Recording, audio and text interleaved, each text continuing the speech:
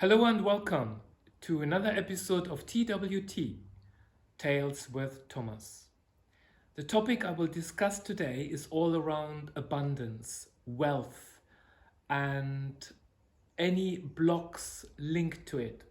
I've just come recently to understand how my belief systems around my childhood have been formed to limit abundance to come into my life. I will also share with you my tools and keys that I'm currently working with to clear those blocks. I was sitting with the inquiry a couple of days ago. What are the stumbling blocks in my life? What are the obstacles in my life that prevent abundance to flow towards me? And I took this thought into meditation, and what came up was really interesting and it was quite fascinating. The first thing that I saw was the image of this little Thomas, this little boy. I must have been maybe 6 or 7 years old, and my mother sent me to buy some groceries. I don't remember what it was. But she sent me out with exactly the money that she expected the item would cost. Let's say, for example, a loaf of bread, maybe 1 Deutschmarks 25 or whatever. So she would spend time to find exactly the 1 Deutschmarks and 25 penny for me to go shopping. And innocently as I was, I just went shopping and I gave the money, and it wasn't enough. Because somehow this loaf of bread, I'm taking this as an example, I don't quite remember what it was, but the price had changed. It was more. And I felt embarrassed at that moment in time. I went back home and I had to tell my mom I couldn't buy what you asked me to buy because it was 2 penny, not enough. So of course she gave me the 2 pennies and I have to go back, and then I was able to buy, let's say it was a loaf of bread or something or whatever it was. So why is that important? It is important because throughout my life, if I look back in the last 35 years, wherever I lived, whatever I did in my life, I always had enough, just enough. And I wondered, why is it that I'm just always living on the edge of just having enough? I know there is plenty of trust within me that I'm safe, that I'm well looked after, and that I'm able to live a good life, that I'm safe. But why is it that it's just constantly just scraping through, having just enough? And the memory of that incident, and it wasn't just a one-off incident, it was every single time when I was sent out to go and do shopping, I was just giving enough money to buy what my mom asked me to buy. And I remember a couple of times I was getting, it must have been maybe a few years later, I was getting so angry and I said, I'm not gonna go unless you give me more than actually what possibly I need to buy what I was going to buy. And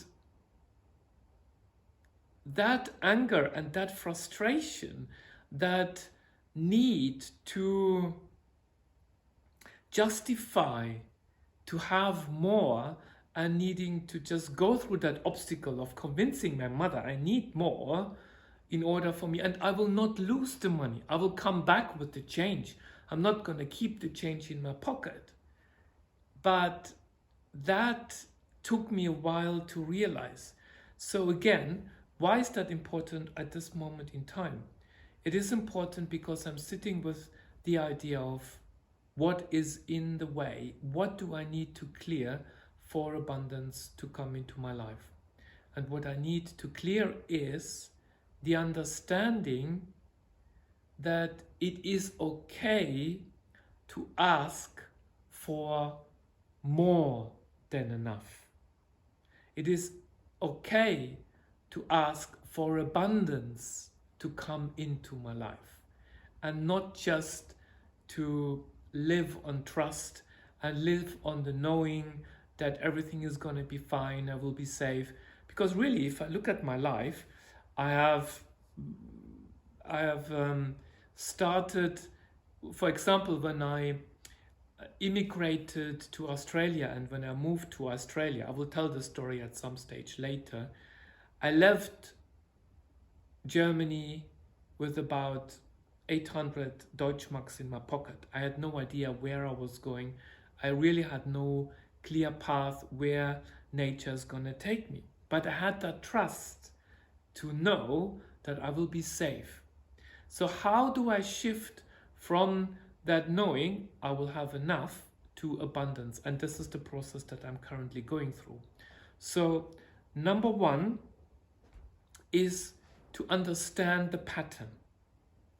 It was really like a breakthrough moment when I realized, oh my gosh, it is actually going back to my childhood with the situation that I've just explained. So become aware of the pattern that is there. And number two is to realize whenever you are not thinking in abundance, that memory comes back to you. Because when that memory comes back to you, you will understand that you no longer are that memory. You have moved on. The mind has changed. Your life experience has changed. You are no longer that memory of that little boy at that particular moment in time who faced the embarrassment around just scraping through, not having enough really, or just on the edge, and living in that fear. Oh my God, is the price exactly the same as my mom has said it, or is it going to be more, and where do I get the rest from it? And the embarrassment that actually comes with it. So become aware of it, recognize the pattern, and then change the pattern. And the changing of the pattern again goes back to my OBC technique, the first step of the OBC technique, which is to observe. I observe myself feeling anxious around finances or around money. I observe myself feeling frustrated, and then not allowing the ping pong game of the mind to kick in, which means the mind that then feeds back into the emotions. Oh, I feel sad and I feel worried, I feel anxious, and that triggers memories. Oh, I remember this situation, I shouldn't have done this or that. So this is what I call the ping pong game. A small issue becomes a big drama. So the OBC technique, step one, observe what goes on. I, Tomaz, observe myself feeling such and such. And then use the breath to change it. Breathe in for 4, hold for 2 counts, and breathe out for 6 counts. So breathe in for 4, hold for 2, and elongate your out breath. By elongating your out breath, we switch automatically from fight and flight into rest and digest. As soon as we are tense, as we are angry, frustrated, we are constricted. Our blood vessels start to constrict, our blood pressure goes up, or maybe not that dramatic, but we can feel an increase in blood circulation. Our heartbeat becomes faster. Maybe we start to sweat, as an example, if it really goes into anxiety. But by slowing down your breathing, when the out breath is longer than the in breath, naturally we switch into rest and digest. We get into relaxed mode. And I keep repeating until I feel the emotion, which is, for example, frustration, anxiety, anger, depression, sadness, whatever it is that you feel, starts to lose its grip on me. And that's one step of the OBC technique that I describe in my book, The Spiritual Health Matrix, but also I go into various other practices in the Awakening Alchemy meditation course for inner transformation. So in this course, I also discuss other components such as mudras, particular positions of the fingers, different kind of breath work, how to use essential oils to clear old habits, to change old belief systems. And in particular, for me at the moment, it's all around creating abundance, allowing abundance to flow and clearing the blocks of it. And another approach that I use is to work with an ancient shamanic practice, which is the utilization of sacred tobacco.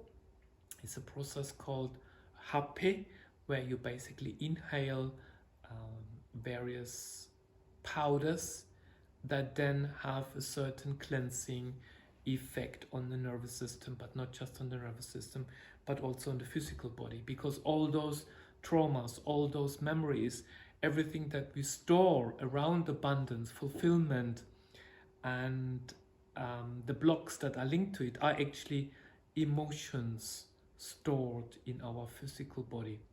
So we need to clear that as well. There we go. Just my thoughts today on wealth, abundance, and how to clear abundance, blocks around abundance, and allowing that wealth to come into your life. Let me know if you have any questions and any thoughts around that topic.